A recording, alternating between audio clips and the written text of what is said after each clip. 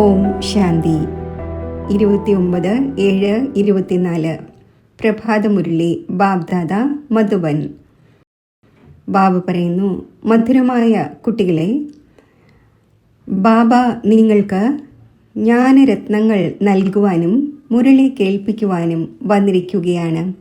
അതിനാൽ നിങ്ങൾ ഒരിക്കലും മുരളി മിസ് ചെയ്യുവാൻ പാടില്ല. മുരളിയോട് സ്നേഹമില്ലെങ്കിൽ ബാബയോട് സ്നേഹമില്ല. ചോദ്യം: നിങ്ങൾ ഈ നോളജിലൂടെ ധാരണ ചെയ്യുന്ന ഏറ്റവും നല്ല ക്യാരക്ടർ ഏതാണ്? ഉത്തരം: വൈസ്ലെസ്, അതായത് നിർവികാരിയാവുക. ഇത് ഏറ്റവും നല്ല ക്യാരക്ടറാണ്. ഈ മുഴുവൻ ലോകവും വിഷ്യസ് ആണ് എന്ന നോളജ് നിങ്ങൾക്ക് ലഭിക്കുന്നു. വിഷ്യസ് അതായത് വികാരി എന്നാൽ തന്നെ ക്യാരക്ടർലെസ് എന്നാണ്. ബാബ വൈസ്ലെസ് വേൾഡ് സ്ഥാപിക്കുവാൻ വന്നിരിക്കുന്നു. വൈസ്ലെസ് ആയ ദേവതമാർ ക്യാരക്ടർ ഉള്ളവരാണ്. ബാബയുടെ ഓർമ്മയിലൂടെ ക്യാരക്ടർ നന്നാകുന്നു. ഓം ശാന്തി. കുട്ടികളെ, നിങ്ങൾ പഠനം ഒരിക്കലും മിസ് ചെയ്യരുത്. അഥവാ പഠനം മിസ് ചെയ്തുവെങ്കിൽ പദവിയും മിസ്സായി പോകും. മധുരമായ ആത്മീയ കുട്ടികൾ എവിടെയിരിക്കുകയാണ്? ഗോഡ്ലി സ്പിരിച്വൽ യൂണിവേഴ്സിറ്റിയിൽ. കുട്ടികൾക്ക് ഇതും അറിയാം. ഓരോ 5000 വർഷത്തിനു ശേഷം നമ്മൾ ഈ യൂണിവേഴ്സിറ്റിയിൽ പ്രവേശിക്കുന്നു. ഇതും കുട്ടികളായ നിങ്ങൾ അറിയുന്നുണ്ട്. ബാബ പിതാവുമാണ്, ടീച്ചറുമാണ്, ഗുരുവുമാണ്. പൊതുവെ ഗുരുവിൻ്റെ മൂർത്തി വേറെയാണ്, പിതാവിൻ്റേത് വേറെയാണ്, ടീച്ചറിൻ്റേത് വേറെയായിരിക്കും. ഈ മൂർത്തി ഒന്ന് തന്നെയാണ്, എന്നാൽ മൂന്നുമാണ്. അതായത് പിതാവും ആകുന്നു, ടീച്ചറും ആകുന്നു, ഗുരുവും ആകുന്നു. മനുഷ്യരുടെ ലൈഫിൽ ഇവ മൂന്നും മുഖ്യമാണ്. പിതാവും ടീച്ചറും ഗുരുവും ആ ഒന്ന് തന്നെയാണ്. 3 പാർട്ടും സ്വയം അഭിനയിക്കുന്നു. ഓരോരോ കാര്യവും മനസ്സിലാക്കുന്നതിലൂടെ കുട്ടികളായി നിങ്ങൾക്ക് വളരെയധികം സന്തോഷം ഉണ്ടാകേണ്ടതാണ്. ഇങ്ങനെയുള്ള ത്രിമൂർത്തി യൂണിവേഴ്സിറ്റിയിൽ വളരെ പേരെ കൊണ്ടുവന്ന് പ്രവേശിപ്പിക്കണം. ഏതെല്ലാം യൂണിവേഴ്സിറ്റിയിൽ പഠനം നന്നായിരിക്കുമോ അപ്പോൾ അവിടെ പഠിക്കുന്നവർ മറ്റുള്ളവരോട് പറയും, ഈ യൂണിവേഴ്സിറ്റിയിൽ പഠിക്കൂ, ഇവിടെ നല്ല നോളജ് ലഭിക്കുന്നു, ക്യാരക്ടേഴ്സും നന്നാകുന്നു. കുട്ടികളായ നിങ്ങളും മറ്റുള്ളവരെ കൊണ്ടുവരണം. മാതാക്കൾ മാതാക്കളെയും പുരുഷന്മാർ പുരുഷന്മാരെയും മനസ്സിലാക്കിക്കണം. നോക്കൂ, ഇത് പിതാവുമാണ്, ടീച്ചറുമാണ്, ഗുരുവുമാണ്. ഇങ്ങനെ മനസ്സിലാക്കുന്നുണ്ടോ അതോ ഇല്ലയോ എന്നത് ഓരോരുത്തരും തൻ്റെ മനസ്സിനോട് ചോദിക്കൂ. എപ്പോഴെങ്കിലും തൻ്റെ മിത്ര സംബന്ധികൾക്കും സഖികൾക്കും ഇത് സുപ്രീം പിതാവുമാണ്, സുപ്രീം ടീച്ചറുമാണ്, സുപ്രീം ഗുരുവുമാണ് എന്ന് മനസ്സിലാക്കിക്കുന്നുണ്ടോ? ബാബ സുപ്രീം ദേവി ദേവത ആക്കുന്നവനാണ്. ബാബ തനിക്ക് സമ്മാനം പിതാവാക്കുന്നില്ല. പിന്നെ ആ ഒന്നിൻ്റെ മഹിമ എന്താണോ അതിൽ തനിക്ക് സമാനം ആക്കുന്നു. പിതാവിൻ്റെ ജോലിയാണ് പാലിക്കുകയും സ്നേഹിക്കുകയും ചെയ്യുക എന്നത്. ഇങ്ങനെയുള്ള പിതാവിനെ തീർച്ചയായും ഓർമ്മിക്കേണ്ടതുണ്ട്. ആ ഒന്നിനെ മറ്റാരുമായും താരതമ്യം ചെയ്യുവാൻ സാധിക്കില്ല. ഗുരുവിൽ നിന്നും ശാന്തി ലഭിക്കുന്നു എന്ന് പറയുന്നു. എന്നാൽ ഈ ഒന്ന് വിശ്വത്തിൻ്റെ അധികാരി ആക്കുന്നു. ഞാൻ എല്ലാ ആത്മാക്കളുടെയും പിതാവാണ് എന്ന് ആരും തന്നെ പറയില്ല. എല്ലാ ആത്മാക്കളുടെയും പിതാവ് ആരായിരിക്കും എന്നത് ആർക്കും അറിയില്ല. ഒരു പരിധിയില്ലാത്ത പിതാവിനെ ഹിന്ദുവും മുസൽമാനും ക്രിസ്ത്യൻസും എല്ലാം ഗോഡ് ഫാദർ എന്ന് തീർച്ചയായും പറയുന്നു. ബുദ്ധി തീർച്ചയായും നിരാകാരൻ്റെ ഭാഗത്തേക്ക് പോകുന്നു. ഇത് ആരാണ് പറഞ്ഞത്? ആത്മാവാണ് ഗോഡ് ഫാദർ എന്ന് പറഞ്ഞത്. അപ്പോൾ തീർച്ചയായും കണ്ടുമുട്ടേണ്ടതാണ്. ഫാദർ എന്ന് കേവലം പറയുകയും ഒരിക്കലും കണ്ടുമുട്ടാതിരിക്കുകയുമാണെങ്കിൽ അത് ഫാദർ എങ്ങനെയാകും? മുഴുവൻ ലോകത്തിലെയും കുട്ടികളുടെ ആശ ഏതൊന്നാണോ അത് പൂർത്തീകരിക്കുന്നു. എല്ലാവർക്കും നമ്മൾ ശാന്തിധാമത്തിലേക്ക് പോകട്ടെ എന്ന കാമനയുണ്ട്. ആത്മാവിന് വീട് ഓർമ്മ വരുന്നു. ആത്മാവ് രാവണ രാജ്യത്തിൽ ക്ഷീണിച്ചു പോയി. ഇംഗ്ലീഷിൽ ഓ ഗോഡ് ഫാദർ ലിബറേറ്റ് ചെയ്യൂ എന്ന് പറയുന്നു. തമോ പ്രധാനമായി പാർട്ട് അഭിനയിച്ച് ശാന്തിധാമത്തിലേക്ക് പോകും. പിന്നെ ആദ്യം സുഖധാമത്തിൽ വരുന്നു. ആദ്യം വന്ന് വിശ്വസാവുകയല്ല ചെയ്യുന്നത്. അങ്ങനെയല്ല. ബാബ മനസ്സിലാക്കിച്ചു തരുന്നു, ഇത് വേശ്യാലയമാണ്, രാവണ രാജ്യമാണ്. ഇതിനെ രൗരവ നരകം എന്ന് പറയുന്നു. ഭാരതത്തിൽ അഥവാ ഈ ലോകത്തിൽ എത്ര ശാസ്ത്രങ്ങളും എത്ര പഠനത്തിൻ്റെ പുസ്തകങ്ങളുമുണ്ട്. ഇവയെല്ലാം ഇല്ലാതായി പോകും.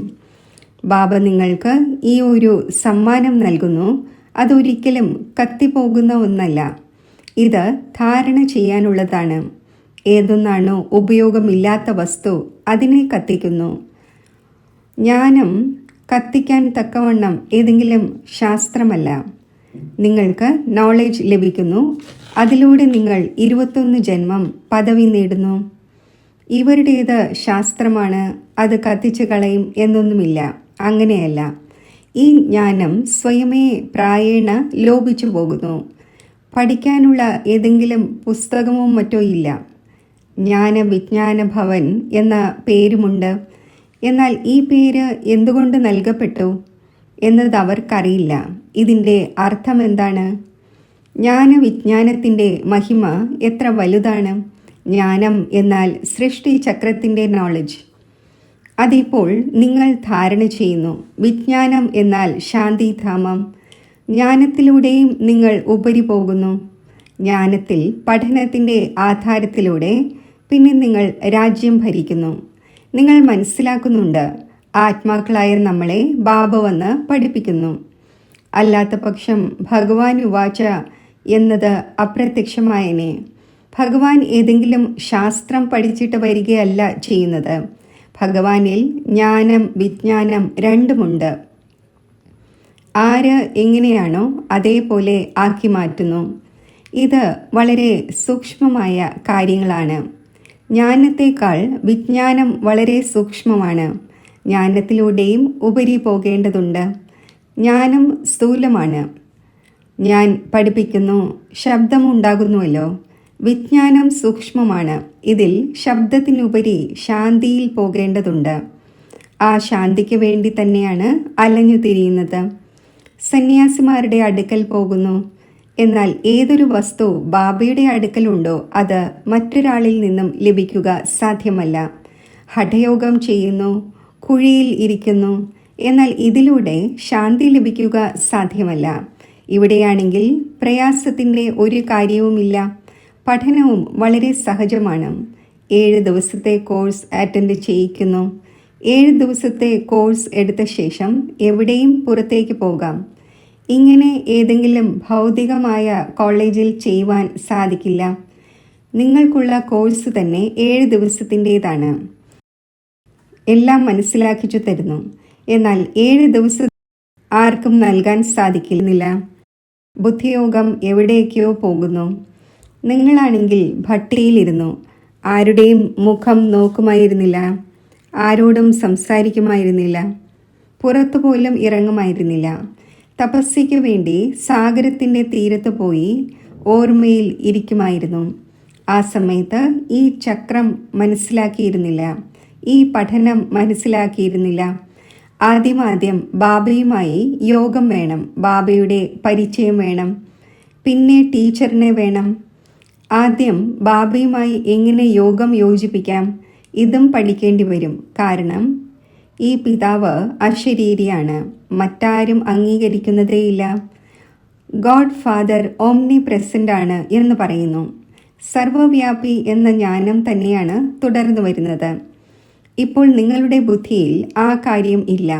നിങ്ങൾ സ്റ്റുഡൻ്റ് ആണ്. ബാബ പറയുന്നു, തൻ്റെ തൊഴിലും മറ്റും ചെയ്തുകൊള്ളൂ. എന്നാൽ ക്ലാസ് തീർച്ചയായും പഠിക്കൂ. ഗൃഹസ്ഥ വ്യവഹാരത്തിൽ ഇരുന്നു കൊള്ളൂ. അഥവാ സ്കൂളിൽ പോകണ്ട എന്ന് പറയുകയാണെങ്കിൽ പിന്നെ ബാബയും എന്തു ചെയ്യും? ഭഗവാനാണ് പഠിപ്പിക്കുന്നത്. ഭഗവാൻ ഭഗവതി ആക്കുന്നു. ഭഗവാൻ വാച്ച, ഞാൻ നിങ്ങളെ രാജാക്കന്മാരുടെയും രാജാവാക്കുന്നു. അപ്പോൾ ഭഗവാനിൽ നിന്നും രാജയോഗം പഠിക്കുകയില്ലേ? ഇങ്ങനെ ആർക്കാണ് മാറി നിൽക്കാൻ സാധിക്കുന്നത്? അതിനാൽ തന്നെയാണ് നിങ്ങൾ ഓടിപ്പോയത്. വിഷത്തിൽ നിന്നും രക്ഷപ്പെടുന്നതിനായി ഓടി. നിങ്ങൾ വന്ന് ഭട്ടിയിലിരുന്നു. അത് കാരണം ആർക്കും കാണുവാനും സാധിച്ചില്ല, കണ്ടുമുട്ടാൻ സാധിച്ചില്ല, ആരെയും നോക്കുക പോലും ചെയ്യുമായിരുന്നില്ല. അപ്പോൾ പിന്നെ മനസ്സ് ആരോട് യോജിപ്പിക്കുവാനാണ്? കുട്ടികളായ നിങ്ങൾക്ക് ഈ നിശ്ചയവുമുണ്ട്, ഭഗവാനാണ് പഠിപ്പിക്കുന്നത്. എന്നിട്ടും ഒഴിവു കഴിവുകൾ പറയുന്നു. രോഗമുണ്ട്, ഇന്ന ജോലിയുണ്ട് എന്നെല്ലാം. ബാബയ്ക്ക് ധാരാളം ഷിഫ്റ്റ് നൽകാൻ സാധിക്കും. ഇക്കാലത്ത് സ്കൂളിൽ വളരെയധികം ഷിഫ്റ്റ് നൽകുന്നു. ഇവിടെ അധികം പഠനമൊന്നുമില്ല. കേവലം അൽഫിനെയും ബേയിനെയും മനസ്സിലാക്കുന്നതിനായി നല്ല ബുദ്ധി വേണം. അൽഫും ബേയും ഇത് ഓർമ്മിക്കൂ. എല്ലാവർക്കും പറഞ്ഞു കൊടുക്കൂ. ത്രിമൂർത്തിയെ വളരെയധികം ഉണ്ടാക്കുന്നു, പക്ഷേ മുകളിൽ ശിവ് ബാബയെ കാണിക്കുന്നില്ല. ഗീതയുടെ ഭഗവാൻ ശിവനാണ് എന്നതാരും മനസ്സിലാക്കുന്നില്ല. ആ ഒന്നിലൂടെ ഈ നോളജ് സ്വീകരിച്ച് വിഷ്ണുവാകുന്നു. രാജയോഗമാണല്ലോ. ഇപ്പോൾ ഇത് വളരെയധികം ജന്മങ്ങളുടെ അന്തിമത്തിലെ ജന്മമാണ്. എത്ര സഹജമായ വിശദീകരണമാണ്. പുസ്തകവും മറ്റും ഒന്നും കയ്യിലില്ല. കേവലം ഒരു ബാഡ്ജ് ഉണ്ടായിരിക്കണം. അതിലും കേവലം ത്രിമൂർത്തിയുടെ ചിത്രമുണ്ടാകണം. അതുപയോഗിച്ച് മനസ്സിലാക്കിച്ചു കൊടുക്കണം ബാബ എങ്ങനെയാണ് ബ്രഹ്മാവിലൂടെ പഠനം പഠിപ്പിച്ച് വിഷ്ണുവിന് സമ്മാനം ആക്കുന്നത്. പലരും നമ്മൾ രാധയെപ്പോലെ ആകണം എന്ന് വിചാരിക്കുന്നു. കലശമാണെങ്കിൽ മാതാക്കൾക്ക് ലഭിക്കുന്നു. അതിനർത്ഥം രാധയുടെ വളരെയധികം ജന്മങ്ങളുടെ അന്തിമത്തിൽ രാധയ്ക്ക് കലശം ലഭിക്കുന്നു. ഈ രഹസ്യവും ബാബയ്ക്ക് തന്നെയാണ് മനസ്സിലാക്കിക്കാൻ സാധിക്കുന്നത്. മറ്റൊരു മനുഷ്യനും അറിയുന്നില്ല. നിങ്ങളുടെ അടുക്കൽ സെൻറ്ററിൽ എത്ര പേർ വരുന്നു? ചിലരാണെങ്കിൽ ഒരു ദിവസം വരുന്നു, പിന്നെ 4 ദിവസം വരുന്നില്ല. അപ്പോൾ ചോദിക്കണം, ഇത്രയും ദിവസം നിങ്ങൾ എന്ത് ചെയ്യുകയായിരുന്നു? ബാബയെ ഓർമ്മിക്കുന്നുണ്ടായിരുന്നോ? സ്വദർശന ചക്രം തിരിക്കുന്നുണ്ടായിരുന്നോ? ആരാണോ വളരെ വൈകി വരുന്നത് അവരോട് എഴുതിയും ചോദിക്കണം. ചിലർ സ്ഥലം മാറിപ്പോകുന്നു. എന്നിരുന്നാലും തീർച്ചയായും ഏതെങ്കിലും സെൻറ്ററിലേതാണ്. അവർക്ക് മന്ത്രം ലഭിച്ചിട്ടുണ്ട്. ബാബയെ ഓർമ്മിക്കണം, ചക്രവും തിരിക്കണം. ബാബയാണെങ്കിൽ വളരെ സഹജമായി കാര്യം പറഞ്ഞു തന്നു. വാക്കുകൾ തന്നെ 2 മന്മനാഭവ, എന്നെ ഓർമ്മിക്കൂ, സമ്പത്തിനെയും ഓർമ്മിക്കൂ. ഇതിൽ മുഴുവൻ ചക്രവും ഉൾപ്പെടുന്നു. ആരെങ്കിലും ശരീരം ഉപേക്ഷിക്കുമ്പോൾ ഇന്നയാൾ സ്വർഗത്ത് പോയി എന്ന് പറയുന്നു. എന്നാൽ സ്വർഗം എന്താണ് ആർക്കും അറിയില്ല. നിങ്ങൾ ഇപ്പോൾ മനസ്സിലാക്കുന്നുണ്ട്, അവിടെ രാജ്യമാണ്. ഉയർന്നവർ മുതൽ താഴ്ന്നവർ വരെ, ധനികർ മുതൽ ദരിദ്രർ വരെ എല്ലാവരും സുഖമായി കഴിയുന്നു. ഇവിടെ ദുഃഖത്തിൻ്റെ ലോകമാണ്, അത് സുഖത്തിൻ്റെ ലോകമാണ്. ബാബ വളരെ നന്നായി മനസ്സിലാക്കിച്ചു തരുന്നു. ആരെങ്കിലും വ്യാപാരി ആയിരുന്നാലും മറ്റെന്തെങ്കിലും ആയിരുന്നാലും പഠനത്തിൻ്റെ കാര്യത്തിൽ ഒഴിവ് പറയുന്നത് നല്ലതായി തോന്നുന്നില്ല. വരുന്നില്ലെങ്കിൽ അവരോട് ചോദിക്കണം, നിങ്ങൾ എത്രത്തോളം ബാബയെ ഓർമ്മിക്കുന്നുണ്ട്, സുദർശന ചക്രം തിരിക്കുന്നുണ്ട്? കഴിച്ചുകൊള്ളൂ, കുടിച്ചുകൊള്ളൂ, ചുറ്റിക്കറങ്ങിക്കൊള്ളൂ. അതിന് ഒരു വിലക്കുമില്ല. ഇതിനു വേണ്ടിയും സമയം കണ്ടെത്തൂ. മറ്റുള്ളവരുടെയും മംഗളം ചെയ്യണം. ആർക്കെങ്കിലും വസ്ത്രം അലക്കുന്നതിൻ്റെ ജോലിയാണ് എന്നിരിക്കട്ടെ. ധാരാളം പേർ വരുന്നു. മുസൽമാൻ ആയാലും പാഴ്സി ആയാലും ഹിന്ദു ആയാലും. പറയൂ, നിങ്ങൾ സ്ഥൂലമായ വസ്ത്രം കഴുകുന്നു. എന്നാൽ ഇത് നിങ്ങളുടെ ശരീരമാണ്. ഇത് പഴയ മലിനമായ വസ്ത്രമാണ്. ആത്മാവും തമോ പ്രധാനമാണ്. അതിനെ സതോ പ്രധാനവും സ്വച്ഛവും ആക്കേണ്ടതുണ്ട്. ഈ മുഴുവൻ ലോകവും തമോ പ്രധാനം, പതീതം, കലിയുഗിയാണ്, പഴയതാണ്. തമോ പ്രധാനത്തിൽ നിന്നും സതോ പ്രധാനം ആകുന്നതിനായി ലക്ഷ്യം ഉണ്ടല്ലോ. ഇനി ചെയ്യുകയോ ചെയ്യാതിരിക്കുകയോ, മനസ്സിലാക്കുകയോ മനസ്സിലാക്കാതിരിക്കുകയോ നിങ്ങളുടെ ഇഷ്ടം. നിങ്ങൾ ആത്മാവാണല്ലോ. ആത്മാവ് തീർച്ചയായും പവിത്രം ആകേണ്ടതുണ്ട്. ഇപ്പോഴാണെങ്കിൽ നിങ്ങളുടെ ആത്മാവ് ഇംപ്യൂർ ആയിരിക്കുന്നു. ആത്മാവും ശരീരവും രണ്ടും മലിനമാണ്.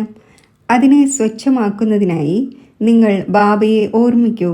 എങ്കിൽ ഗ്യാരണ്ടിയാണ്, നിങ്ങളുടെ സോൾ പൂർണ്ണമായും 100% പവിത്ര സ്വർണമായി മാറും.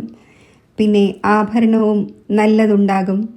അംഗീകരിക്കുകയോ അംഗീകരിക്കാതിരിക്കുകയോ ചെയ്യുന്നത് നിങ്ങളുടെ ഇഷ്ടം. ഇതും എത്ര സർവീസായി.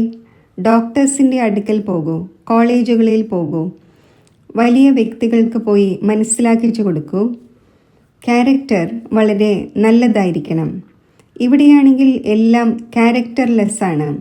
ബാബു പറയുന്നു, വൈസ്ലെസ് ആകണം. വൈസ്ലെസ് ലോകം ഉണ്ടായിരുന്നുവല്ലോ, ഇപ്പോൾ വിഷ്യസ് ആണ്, അതായത് ക്യാരക്ടർലെസ് ആണ്. ക്യാരക്ടർ വളരെ മോശമായി പോയി. വൈസ്ലെസ് ആകാതെ നന്നാകില്ല. ഇവിടെ മനുഷ്യൻ കാമിയാണ്. ഇപ്പോൾ വിഷ്യസ് ലോകത്തിൽ നിന്നും വൈസ്ലെസ് വേൾഡ് ഒരു ബാബ തന്നെയാണ് സ്ഥാപിക്കുന്നത്. പിന്നെ പഴയ ലോകത്തിൻ്റെ വിനാശമുണ്ടാകും. ഇത് ചക്രമാണല്ലോ. ഇത് ഗോളത്തിൽ മനസ്സിലാക്കിച്ചു കൊടുക്കുന്നത് വളരെ നല്ലതാണ്. ഈ വൈസ്ലെസ് വേൾഡ് ഉണ്ടായിരുന്നു. അവിടെ ദേവി ദേവതമാർ രാജ്യം ഭരിച്ചിരുന്നു. ഇപ്പോൾ അവർ എവിടെ പോയി?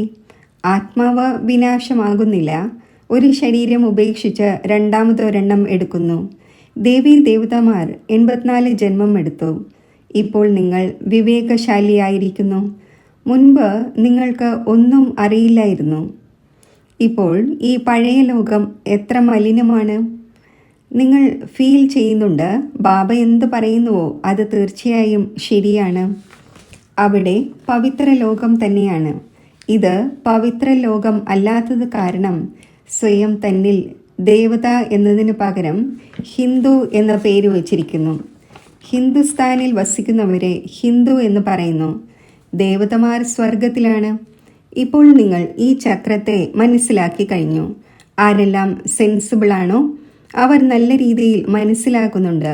ഏതുപോലെ ബാബ മനസ്സിലാക്കിക്കുന്നോ അതേപോലെ പിന്നീട് ഇരുന്ന് റിപ്പീറ്റ് ചെയ്യേണ്ടത് ആവശ്യമാണ്. മുഖ്യമായ വാക്കുകൾ നോട്ട് ചെയ്തുകൊണ്ടേ പോകൂ. പിന്നെ കേൾപ്പിക്കൂ. ബാബ ഇന്ന പോയിന്റ്സ് കേൾപ്പിച്ചു. പറയൂ, ഞാൻ ഗീതയുടെ ജ്ഞാനം കേൾപ്പിക്കുകയാണ്. ഇത് ഗീതയുടെ തന്നെ യുഗമാണ്. 4 യുഗമുണ്ട്. ഇത് എല്ലാവരും അറിയുന്നുണ്ട്. ഇതാണ് ലീപ് യുഗം. ഈ സംഗമയുഗത്തെക്കുറിച്ച് ആർക്കും അറിയില്ല. നിങ്ങൾ അറിയുന്നുണ്ട്, ഇത് പുരുഷോത്തമ സംഗമയുഗമാണ്. മനുഷ്യർ ശിവജയന്തിയും ആഘോഷിക്കുന്നു. എന്നാൽ ആ ഒന്ന് എപ്പോൾ വന്നു, എന്തു ചെയ്തു, ഇതറിയുന്നില്ല.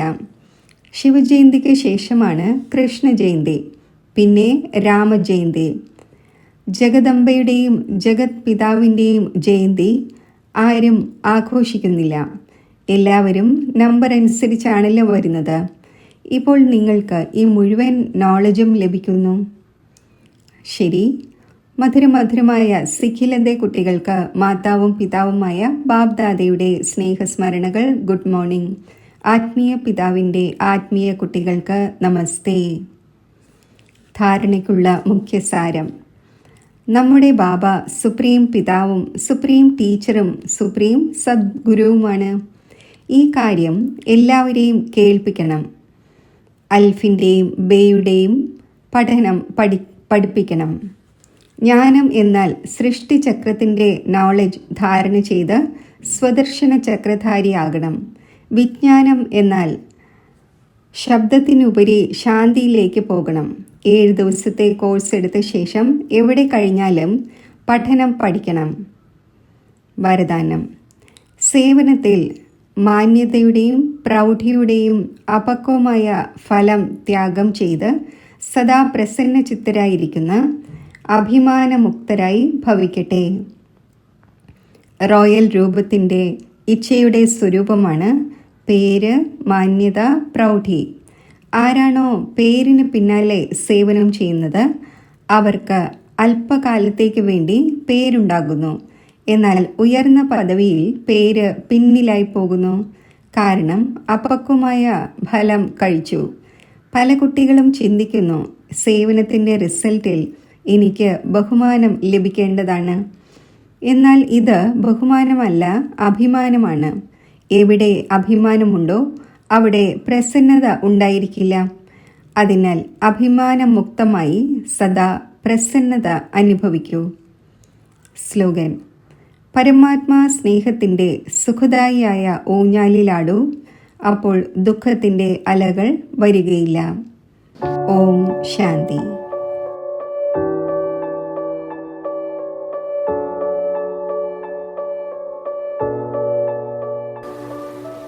യോഗത്തിൻ്റെ അഭ്യാസം.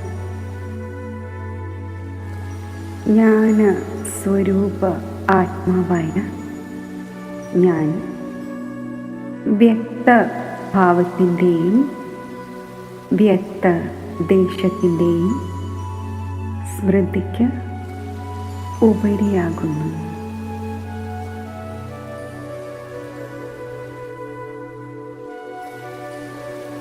ഈ അവ്യക്ത ഭാവത്തിൽ സ്ഥിതി ചെയ്യുമ്പോൾ ബാബ്ദാദയുടെ ദിവ്യ അലൗകിക കൂട്ടുകെട്ട് എനിക്ക് അനുഭവമാകുന്നു.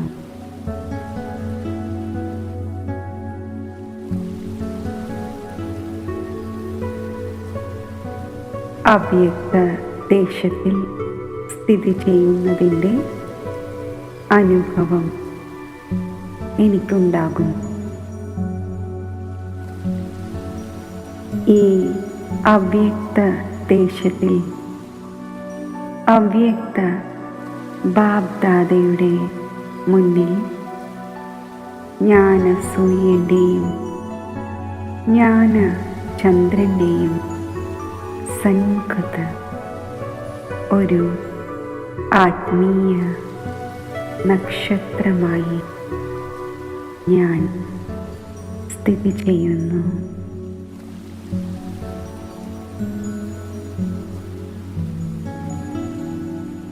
ബാബ്ദാദയുടെ മസ്തകത്തിൽ നിന്നും ജ്ഞാന സൂര്യൻ്റെ തേജസ്വി കിരണങ്ങൾ ആത്മനക്ഷത്രത്തിൽ പതിക്കുന്നു.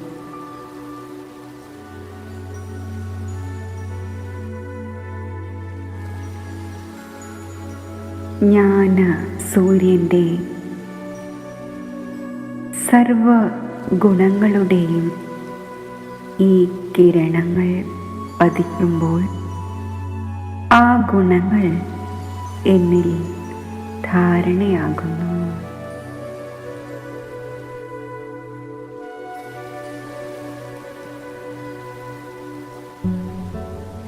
ഞാനും മാസ്റ്റർ ജ്ഞാന സൂര്യനായി സ്വയം അനുഭവിക്കുന്നു.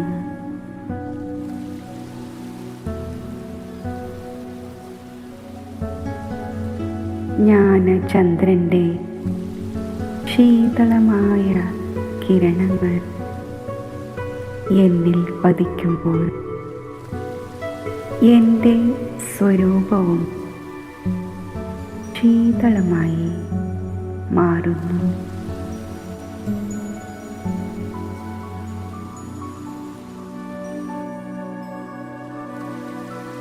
ജ്ഞാന സൂര്യൻ്റെയും ജ്ഞാന ചന്ദ്രൻ്റെയും ശക്തിയുടെയും ശീതളതയുടെയും ഡബിൾ ഫോഴ്സ് എനിക്ക് ഒരു ദിവ്യവും അലൗകികവുമായ നിറവ് പകർന്നു തരുന്നു.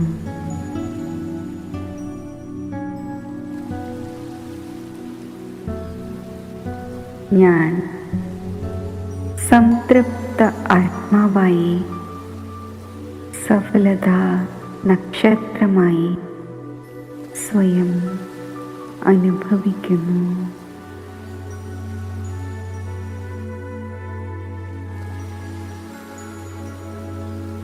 ബാബ്ദാദയുടെ വരദാനി ദൃഷ്ടിയിലൂടെ വിജയീ രത്നമായി മാറാനുള്ള പരദാനം എനിക്ക് പ്രാപ്തമാകുന്നു.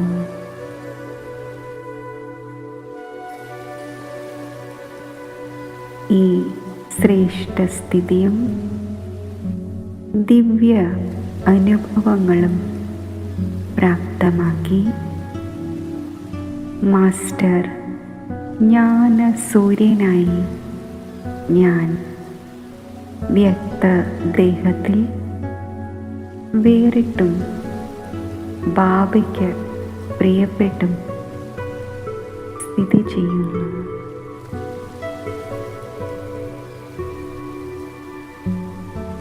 പ്രകൃതിയിലെ സൂര്യൻ്റെ പ്രകാശകിരണങ്ങൾ അന്ധകാരത്തെ ഇല്ലാതാക്കുന്നത് പോലെ മാസ്റ്റർ ജ്ഞാനസൂര്യനായ എന്നിൽ നിന്നും ഈശ്വരീയ ശക്തിയുടെയും ശീതളതയുടെയും കിരണങ്ങൾ പ്രസരിക്കുന്നു.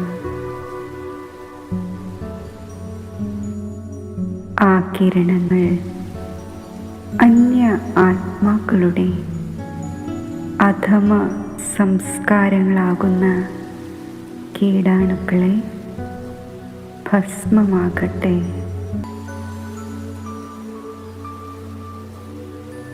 ജ്ഞാനസൂര്യൻ്റെ യഥാർത്ഥ പരിചയവും പ്രാപ്തിയും നേടാനുള്ള ഭാഗ്യം സിദ്ധമാകട്ടെ.